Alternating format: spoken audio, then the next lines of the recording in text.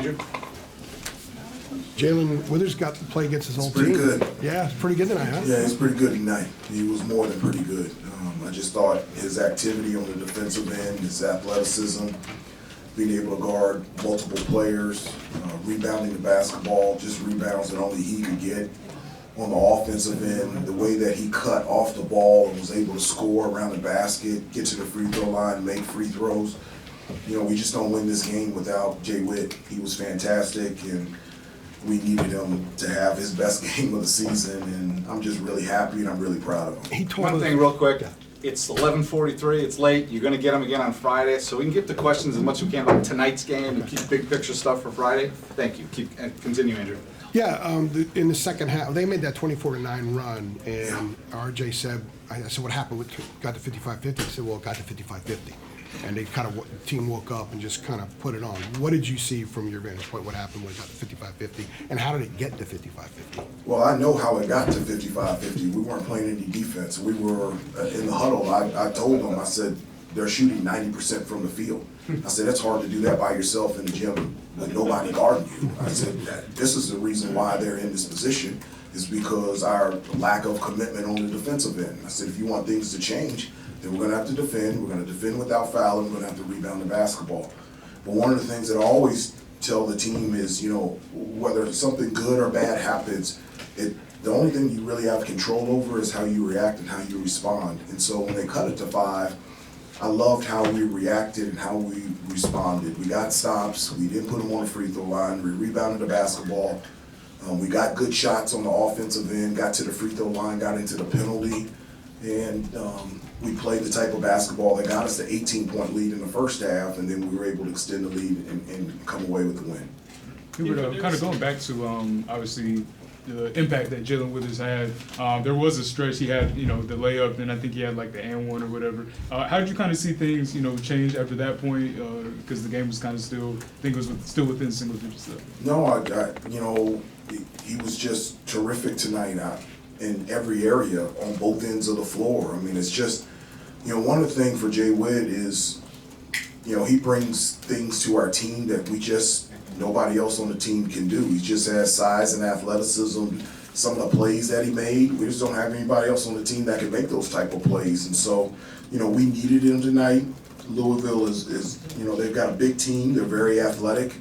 And when we have Jay Witt out there, you know, that helps us be more athletic, and we needed it tonight. Hubert, there's some similarities between yourself and Kenny Payne and taking over your alma mater in the first 2 years. Is there anything in this third year for you that's more comfortable being in this head coaching role? Something that maybe you weren't doing the first 2 years that you kind of needed that to grow into for this third year? No, I mean, I think pretty much anything that you do, the more that you do it, the more you get comfortable with it. I mean, it's, you know, I love working with kids. I love this school. I love the opportunity to be in a position to help these kids be the best that they can be on the court and off the court and in the classroom. And it's something that I've enjoyed, whether I've been an assistant coach or a head coach. But I think there's always growth in anything that you do, and you become more comfortable at it in terms of ways to get better. I've always said that the best place to be is in a position of listening and learning, and I've been that way for 2.5 years. And whether it's a player, an announcer, or an assistant coach, or a head coach, I've never felt like I've arrived or I've been there. I feel like I can always grow and learn, and I'm in that position right now, just continuing to grow as a head coach. Hubert, I think it was 4 straight threes for Cormac to get started, and they were all catch and shoots. Pretty sure with the passing and the movement, just the subtle, you know, relocating from him. Do you feel like that's just sort of getting better and better as you guys play more and more together? Just yeah, those little details and things. No, it is. I agree with you. You know, we always talk about good to great. We always talk about 0.5 mentality on the offensive end. So when you catch the ball, you either shoot, pass, or drive. Don't let it stick. Don't over dribble. In the first half, I just felt like we were really moving the basketball.